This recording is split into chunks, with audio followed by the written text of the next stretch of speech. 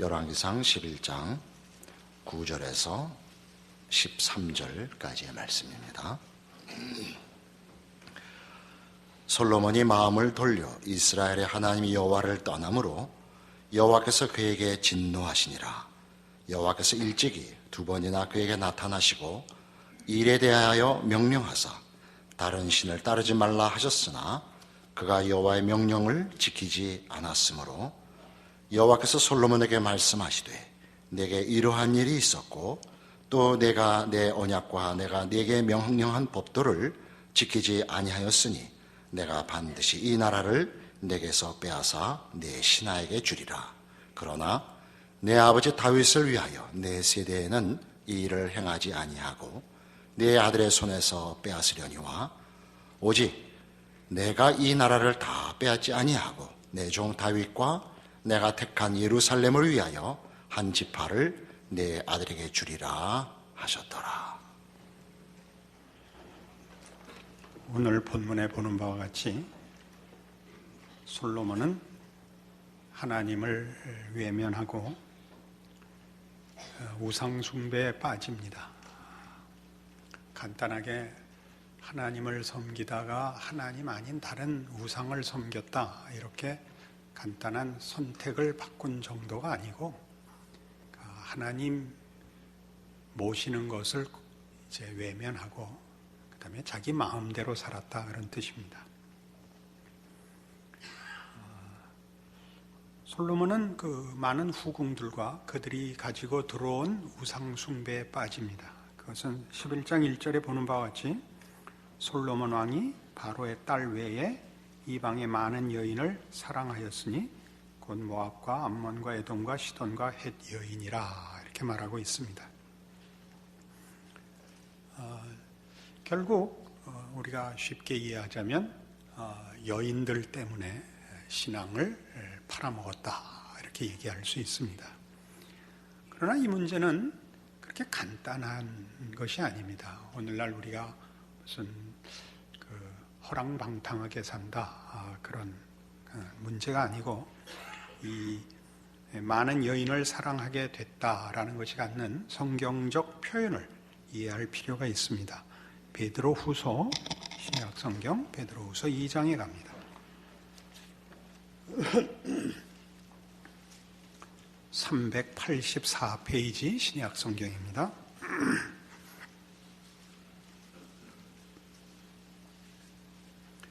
베드로후서 2장 1절 그러나 백성 가운데 또한 거짓 선지자들이 일어났었나니 이와 같이 너희 중에도 거짓 선생들이 있으리라. 그들은 멸망하게 할 이단을 가만히 끌어들여 자기들을 사신 주를 부인하고 임박한 멸망을 스스로 취하는 자들이라. 여럿이 그들의 호색하는 것을 따르리니 이로 말미암아 진리의 도가 비방을 받을 것이요 그들이 탐심으로써 지어낸 말을 가지고 너희로 이득을 삼으니 그들의 심판은 옛적부터 지체하지 아니하며 그들의 멸망은 잠들지 아니하느니라. 예전부터 있었던 거짓 선지자들, 또 장차도 일어날 거짓 교사들, 이렇게 교회 앞에 경고를 하고 있습니다. 이스라엘 백성들의 삶 속에 늘 잘못된 하나님을 거부하자는 그런 민간의 요란한 반항 행위들이 거듭되어 왔고, 또 그런 것들을 사주하는 거짓 선지자들이 있었습니다. 그리고 초대교회도 있었고 오늘 우리가 사는 이 시대까지 교회 안에 말하자면 우리가 믿는 것과 다른 것을 주장하는 이들이 있습니다. 근데 이들은 2절에 보는 바와 같이 여럿이 그들의 호색하는 것을 따르리라 그럽니다.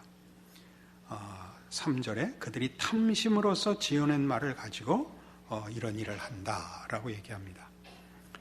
이 호색이나 탐심이라는 말은 우리에게 이 일이 어떤 우리 10계명 중에 나타나는 어느 한 계명 같이 죄의 어떤 특정한 한 가지 목록을 드러내는 것이 아니라 궁극적으로 하나님을 섬기는 것을 거부하고 자기가 하고 싶은 대로 사는 행위를 말합니다. 자기가 하고 싶은 대로 하고 싶어서 우상을 만들지요. 그래서 골로새서에서는 탐심은 곧 우상숭배니라 그렇게 얘기합니다.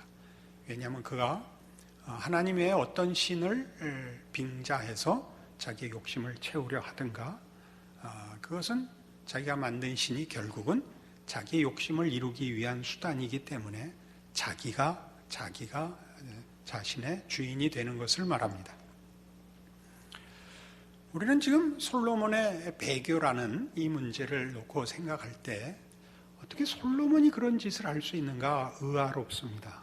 왜냐하면 그는 역사상 짝을 찾아볼 수 없는 영광을 누린 사람입니다. 그와 같은 영광을 누린 사람은 아무도 없고, 그와 같이 지혜로운 사람을 역사 속에서 찾을 수가 없을 만한 사람입니다. 그는 잠언을 썼고 모든 그 학문에 대하여도 당시대 가장 뛰어난 사람이며, 모든 자연의 이치와 삶의 이치에 대하여 깊은 생각을 하고 깨우침을 가졌던 사람입니다. 그럼에도 그가 배교를 합니다. 그리고 그 일은 어떤 몇 사람에게 일어나는 일이 아니고 시대마다 모든 사람들에게 일어나는 시험이고 유혹이고 위협입니다. 그래서 우리는 오늘날 이런 질문을 해야 됩니다. 하나님을 잘 믿다가도 어떻게 하나님을 버리고 다른 것을 섬길 수 있으며, 또는 하나님을 믿지 않고 처음부터 다른 우상을 섬기거나 또 기가 막힌 그 형편에 자신을 묶을 수 있는가? 우리 잘 아는 대로 지금 현대 과학이 이만큼 발전해 왔는데도 무슨 아주 원색적이고 유치한 점을 친다든가 무당을 찾아가 구술한다든가 하는 일이 있습니다. 또는 아무것도 믿지 않고 자기 마음대로 자기 생각대로 사는 이들도 있습니다. 우리는 근본적으로 이런 질문을 해야 합니다. 사람들은 도대체 왜 종교를 가지는가? 또는 왜 종교를 갖지 않는가? 종교를 갖지 않는 것도 하나의 신앙입니다. 좀 더 본질적으로 질문을 해서 사람들은 도대체 무엇을 두려워하며 무엇을 바라는가? 왜 종교를 가지며, 무엇이 무서워서 종교를 가지며, 무엇을 얻으려고 종교를 가지는가? 이렇게 물을 수 있습니다.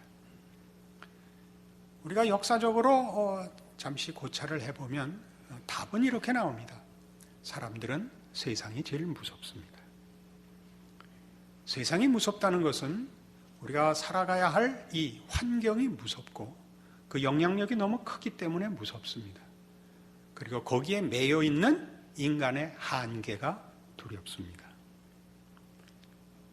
아무리 멋있는 세상이라도 한계가 있고 시간적 제한을 받고, 그리고 다 그 영화가 쓰러져 간다는 것이 세상이고 우리 자신이라는 사실에 우린 두렵습니다. 우리는 거기에서 벗어나고 싶어 합니다. 그것이 아마 종교를 가지게 되는, 또는 종교를 가지지 않게 되는 이유일 것입니다. 종교를 가진다는 것은 그 한계를 극복할 수 있는 길을 찾으려는 것일 것이고, 종교를 가지지 않는다는 것은 그 한계 내에서 체념하고 한계 안에서 마음껏 살다가 통쾌하게 죽으리라, 아마 그렇게 생각하는 것일 것입니다. 우리는 기독교 역사 속에서도 잠시 이 문제를 우리 교회사적으로 돌아볼 필요가 있습니다. 초대교회는 현실적인 위협 앞에 있었습니다. 세상의 위협이죠. 왜냐하면 기독교를 반대하고 기독교 신앙인이 용납할 수 없는 여러 우상들을 요구하는 정치적, 사회적 환경 속에 있었습니다.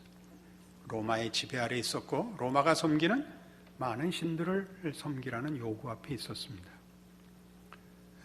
많은 이들이 타협하여 신앙에서 떠났고, 소수는 신앙을 지켜 순교했습니다.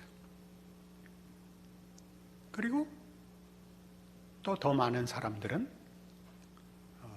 기독교 신앙도 지키고 정치적, 사회적 요구도 수용하는 이상한 타협안을 가지고 자신을 변명했습니다.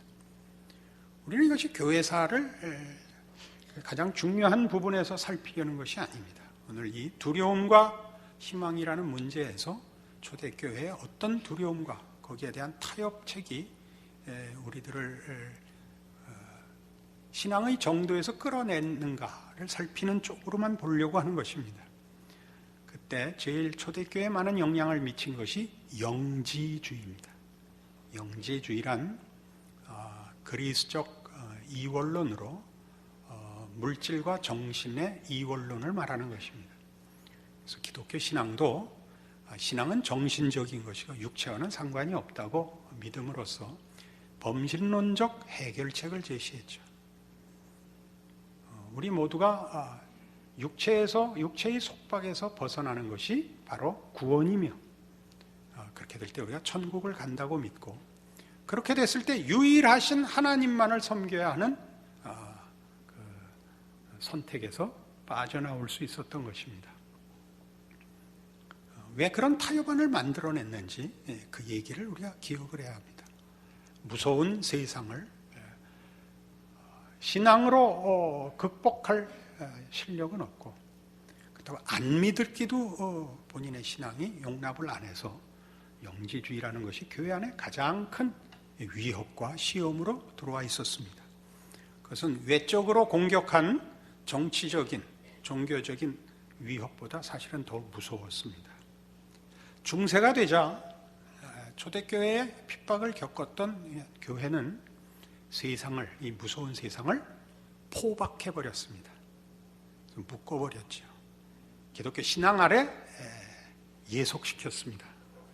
그러자 세상과 인생은 활력을 잃고 신앙을 펼칠 무대를 가질 수 없게 됐습니다. 세상이 무섭지 않은, 꼼짝 못하는 포로가 된 건 좋은데, 위협의 대상이 되지 않은 건 좋은데, 신앙을 펼칠 데가 없는 것도 문제였습니다. 그리고 이제 근대를 맞습니다. 근대에서는 그래서 교회가 세상과 타협안을 찾습니다. 지성적이 되기로 했습니다, 서로. 그래서 기독교를 세상을 풀어주는 대신에 세상에게 기독교도 인정해달라고 요구를 했습니다.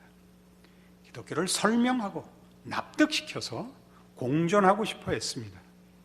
그런데 뜻밖의 결과는 전혀 의도와 다르게 기독교의 모든 독특성이 없어지는 결과를 만들었습니다. 설명을 하고 납득을 시키려고 하자 지성은 교회의 초월을 제거하라고 요구했습니다. 잘 아시는 대로 자유주의 신학이 나타나고 창조, 성육신, 부활은 없어졌습니다. 내세도 없어지고 물론 천국과 지옥도 없어졌습니다. 그래서 기독교는 존재 가치도 있어야 할 이유도 없게 됐습니다. 무서운 세상만 더 공부 많이 하고 등장했을 뿐입니다. 그리고 이제 우리가 사는 현대를 맞습니다. 우리는 지금 현대 속에 있습니다. 현대는 지나간 모든 세대에 대하여 부정적이고 절망한 시대입니다. 어느 것으로도 세상의 위협에서 답을 찾지 못한 과거를 부정하고 체념하고 사는 세대가 됐습니다. 여러분 잘 아시는 대로 지금은 문화 시대라고 합니다. 문화라는 말은 매우 애매한 말입니다. 문화란 그 시대의 한 현상이지 그것은 무슨 근거거나 본질이거나 기준이거나 내용이지 않습니다. 현상만 남은 시대가 됐습니다. 물론 문화는 이런 현상입니다. 그 시대의 정신입니다. 그 시대의 정신이 밖으로 드러나는 현상이 문화입니다. 그러나 지금 현대에서의 문화는 정신을 일컫지 않습니다. 현대에서 지금 우리가 사는 현 시대의 문화는 우리 시대의 언어입니다. 언어. 소통 방법일 뿐입니다. 말을 한다는 것과 그 말의 내용을 담는 것은 전혀 다른 문제라는 걸 아시죠? 얼마나 깊은 내용을 담으며 그 말이 진리를 토로할 수도 있고 거짓을 토로할 수도 있는 하나의 표현 수단에 불과하다는 걸 아시죠? 그러나 현 시대는 바로 이런 문화의 시대예요. 표현의 시대에 불과한 시대가 됐습니다. 이렇게 되면 우리는 아무 근거도 없고 기준도 없고 방향도 없으니까 결국 다수가 권력을 가집니다. 다수가 권력을 가진다는 건 유행을 따라갈 수밖에 없습니다. 머리를 짧게 깎기 시작하면 다 짧게 깎아야 됩니다. 길면 이상한 사람이 되는 거죠. 이 시대에 우리가 빨간 옷을 입기로 하면 노란 옷을 입는 사람은 이상한 사람이 됩니다. 틀린 사람이 아니라 이상한 사람이 됩니다. 그래서 이 다수가 즉 여론과 대중이 지도자 아닌 지도자가 되고 그 여론을 움직이는 그 유행을 만드는 미디어가 이 시대의 주인입니다. 여러분 잘 아시는 대로 그렇습니다. 옛날에 오드리 헵번이 커트머리를 한 이래로 미디어는 이제 이 현대 시대의 주인이 되었습니다. 이게 무슨 문제냐? 우리가 이 문화 시대, 현 시대에서 어떻게 사느냐 하면 우리는 선택하고 삽니다. 진리를 선택하는 것이 아니라 표현과 소원을 선택합니다. 표현과 소원을 선택해서 표현하는 법에 있어서 혹은 내가 소원하는 것을 얻기 위해서 이미 나와 있는 것들 중에서 선택을 하지 생각하고 따져보는 일들이랑 지금 할 수가 없습니다. 왜? 지금 진리의 시대가 아닙니다. 그래서 우리는 제멋대로의 자아를 가지고 있습니다. 이 모든 것을 통합할 권위도 질서도 진리도 없기 때문입니다. 우리는 그렇게 사는 법이야 속에 있죠. 왜 그러냐? 다 그렇게 하는데 속에 있지. 그것이 왜 그런가를 따지는 것은 바보가 된 세대에 살고 있습니다.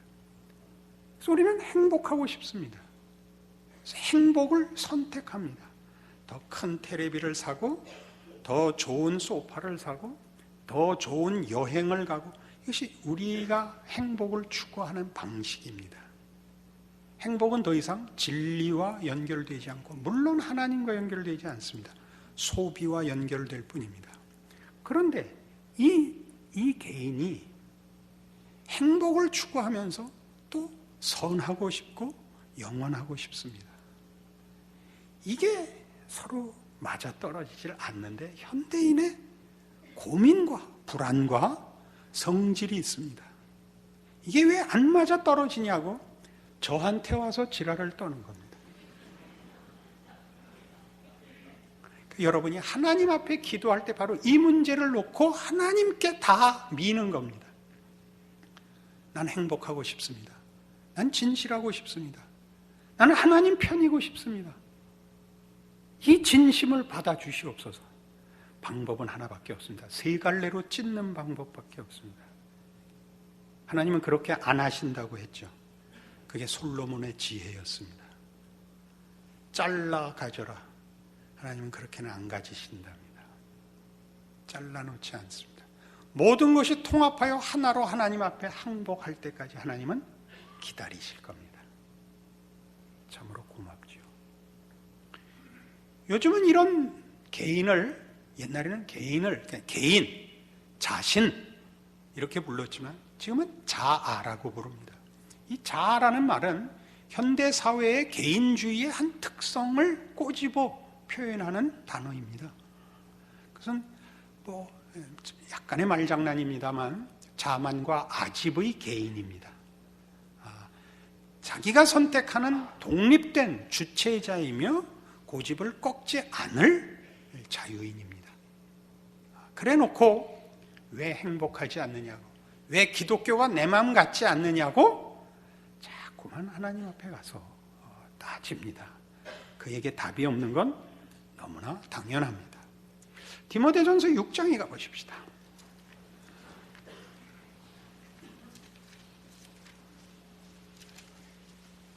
340페이지입니다.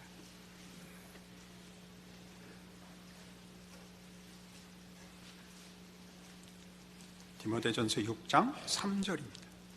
누구든지 다른 교훈을 하며 바른 말 곧 우리 주 예수 그리스도의 말씀과 경건에 관한 교훈을 따르지 아니하면 그는 교만하여 아무것도 알지 못하고 변론과 언쟁을 좋아하는 자니 이로써 투기와 분쟁과 비방과 악한 생각이 나며 마음이 부패하여지고 진리를 잃어버려 경건을 이익의 방도로 생각하는 자들의 다툼이 일어나느니라. 다른 교훈, 어떤 다른 교훈? 예수 그리스도의 말씀과 경건에 관한 교훈을 따르는 것 외의 것은 우리에게 답을 주지 못합니다. 무슨 답이요?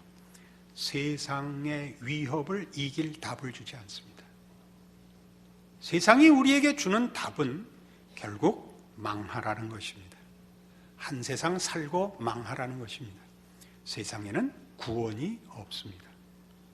세상은 그것 자체로 잘못이 아닙니다. 그것은 하나님의 창조된 세계고 하나님께서 복되게 그의 능력으로 만드신 인간들을 위하여 만든 환경입니다. 우리는 모든 답을, 우리의 내용과 근거를 하나님께 의존해야 됩니다. 그분만이 진리시며 생명이십니다. 우리는 피조물 속에서 조물주만이 줄 수 있는 것을 구하고 있습니다. 세상엔 그게 없습니다. 우리 자신 속에도 없습니다. 그럼에도 불구하고 우리는 하나님 앞에 돌아오기를 거부합니다. 왜요? 이것이 우리를 세상의 한계 속에서 사는 방탕한 생활, 여기서 말하는 방탕함이라는 건 자기 마음대로 살아서 시간과 기회를 낭비하는 생활보다 못하다고 생각하는 데 있습니다. 경건하게 사는 것은 이 흑백 텔레비를 보는 것이라고 생각을 하는 것입니다. 그렇지 않습니다. 여러분이 살면서 느끼듯이 이 세상의 것을 추구해서 이건 다 거짓이다 라고 우리가 확인하는 것이 무엇이냐 하면 세상의 두려움을 우리가 어쨌든 대처하려면 권력을 가지거나 뭐 하여튼 재능을 가지거나 그래야 됩니다. 권력이나 재능이 있어야 되는데 부나 건강이나 지위가 있어야 됩니다.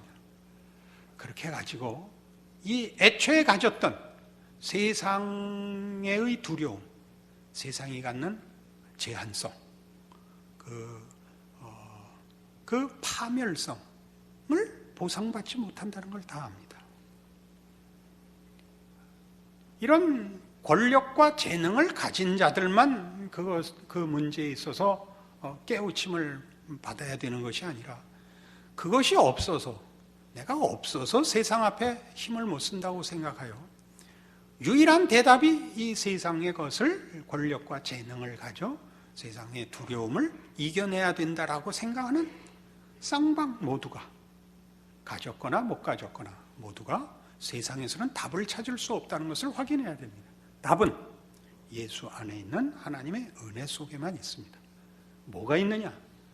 참다운 인간의 존엄함이 있으며 세상이 하나님의 지으신 세상으로서 인간의 삶의 활동 영역으로서 베풀어진 기회인 것을 알게 됩니다. 우리의 인생은 이 세상에선 짧지만 사실은 영원하며 우리 안에 하나님이 영원한 것들로 채우시기를 원합니다. 그것은 정직이며 성실이며 겸손이며 온유며 사랑입니다. 우리는 하나님을 위하여 무엇을 할 생각을 하는데 가득 차 있고 하나님이 우리에게도 윤리적인 것과 어떤 업적을 요구한다고 끊임없이 오해합니다. 하나님은 우리에게 우리 자신을 달라고 합니다. 하나님을 위하여 쓸모 있으려고 하지 마십시오. 그의 사랑을 받으십시오. 사랑을 받는 자만이 세상이 무섭지 않습니다. 세상의 사랑을 받으려 하니까 세상이 무섭습니다. 끊임없이 공물을 바쳐야 되고 진사를 해야 됩니다. 그렇지 않습니다. 하나님만이 우리의 유일한 답이요, 풍성한 우리의 주인이시요, 우리를 참다운 우리 되게 하는 인생과 인간 존재의 진정한 행복을 주실 수 있는 분이며 원하시는 분입니다. 우리는 이 그리스도 안에 있는 교훈과 하나님의 찾아오심이 가지는 큰 특권을 이해해야 합니다. 여러분, 나이 드신 분들은 더 많이 이해할 수 있습니다. 돌아보십시오. 여러분이 삶 속에 어느 만한 성취가 있었든 어느 만큼의 자랑이 있었든 여러분 영혼과 여러분이라는 인간의 진정한 존엄성에 무슨 답이 된 게 있습니까? 다른 사람의 열등감을 자극하는 비열한 자만심에 아무것도 없습니다. 남의 부족한 것을 지적하여 자신의 우월함을 나타내는 것보다 비열한 건 없습니다. 그 인생을 우리가 다 살고 있으면서도 벗어나지를 못합니다. 하루아침에 된다고 믿지 않습니다. 여러분, 더 많은 시간이 걸리고 더 많은 경험 속에서 세상은 거짓되구나 라고 깨닫게 하실 것입니다. 깨달으셨거든 과감하게 돌아오십시오. 자신을 위하여 돌아오십시오. 어떤 사람이 비행기를 타고 가다가 비행기가 고장이 나서 불시착을 하게 됐습니다. 간신히 그런데 살아났습니다. 어떻게 기적같이 그 불시착이 잘 돼서 별 탈 없이 그가 살아났습니다. 그리고 인생이 변했다죠. 제일 먼저 집에 와서 한 일이 뭐냐? 아껴두었던 크리스탈 유리잔을 꺼내서 물 마시기 시작했답니다. 집에 아끼던 찻잔들이 있으면 절반은 절 주시고 절반은 지금부터 누룽지 타 먹으십시오. 아껴두어서 쓸모가 하나도 없습니다. 손님 올 때만 찬장 가르치면서 저게 본 차이나다 그렇게 재지 마시고 그걸 쓰십시오. 여러분 생애를 현재 현대식 표현입니다. 즐기십시오. 예수 안에서 누리십시오. 사랑을 받으십시오. 하나님은 여러분이 쓸모 있거나 사랑스럽기를 바라지 않습니다. 여러분 자신을 사랑하십니다. 그는 우리를 위하여 그 아들을 주시니입니다. 우리 이 사실을 통 모릅니다. 전도할 때만 이 말을 합니다. 그 말을 안 들으면 성질을 부립니다. 그렇게밖에는 쓸 줄 모르고 믿는 사람끼리도 동일한 사랑을 받고 있는 하나님의 자녀라는 사실로 상대방을 예우하지 않습니다. 꼬집어 뜯고 정죄하기 바쁩니다. 우리가 다 가난해서 그렇습니다. 그죠? 우린 가난합니다. 예수를 믿는데 가난합니다. 아직도 세상이 무섭기 때문입니다. 예수 안에 있는 하나님의 사랑과 그 아들을 보내신 하나님의 능력을 우리는 아직도 제대로 못 믿는 것입니다. 그러면 우리는 자기 마음대로 살 수밖에 없습니다. 우리는 솔로몬을 욕할 수가 없게 됩니다. 우리가 솔로몬 같은 삶을 살지 못했을 것입니다. 그러나 다 돌아보면 그때 참 좋았다라는 시절은 누구나 있게 마련입니다. 그리고 불평할 몇 가지 원한이 있겠지만 따지고 보면 하나님이 이루어 주신 것이 더 많다는 것이 모든 성도들의 평균적인 삶입니다. 그러나 우리는 아직도 하나님만 모시고 사는 일에 주저하고 있습니다. 남는 결과는 뭐냐? 자신의 인생이 불행할 뿐입니다. 하나님을 섬기고 사는 것은 자폭적으로 사는 것과 전혀 다릅니다. 솔로몬의 생애를 보면서 하나님이 우리에게 요구하는 삶이 우리를 위한 것이라는 사실을 다시 한번 기억합니다. 솔로몬은 이렇게 죽어버리고 맙니다. 이제 바꿀 수가 없습니다. 큰 불명예로 그의 인생을 마칩니다. 그러나 이 교훈을 우리를 위하여 성경이 기록하고 있습니다. 너희가 솔로몬같이 살지 못했을지 모른다. 그러나 너희는 그러나 그는 결국 하나님을 의지하여 그의 생애를 마쳤답니다. 이렇게 끝내기로 하자 이겁니다. 이 성경이 솔로몬을 기록한 이유요, 그의 배교를 우리에게 경고하면서 권면하는 이유입니다. 하나님의 복되심이, 사랑하심이 그의 죽음을 통해서라도, 솔로몬의 죽음을 통해서라도, 그의 실패를 통해서라도 우리를 얻고자 하신다는 선하심과 진실하심 앞에 여러분 마음을 여시는 오늘의 말씀이기를 바랍니다. 기도하십시다. 하나님 아버지, 은혜를 감사합니다. 하나님을 아버지라 부르고 허락하신 예수 그리스도 안에서 하나님의 자녀로 사는 것은 얼마나 놀라운 일인지요. 우리는 사실 두려울 것이 없어야 마땅합니다. 우리 인생의 어느 순간도 하나님의 사랑으로부터, 보호하시는 능력으로부터 외면되는 순간은 없기 때문입니다. 우리의 믿음 없는 것을 돌아보아 주시옵소서. 우리가 고백하고 우리가 설명하는 기독교가 다른 사람을 위한 것이기 이전에 자신을 위한 것이 되고, 자신의 삶과 결정과 순종의 내용이 되게 하여 주시옵소서. 예수님 이름으로 기도합니다.